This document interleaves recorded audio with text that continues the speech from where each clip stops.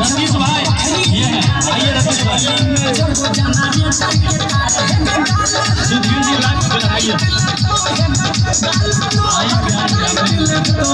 America से अमन जी देख रहे हैं, लव यू मेरे भाई।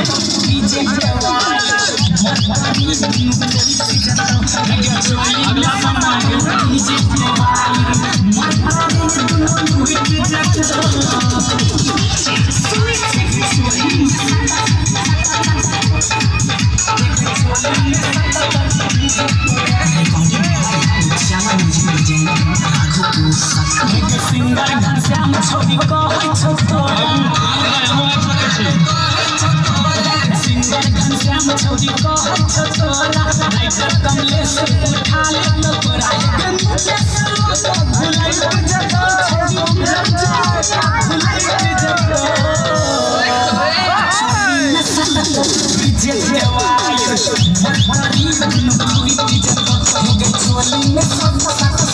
जवान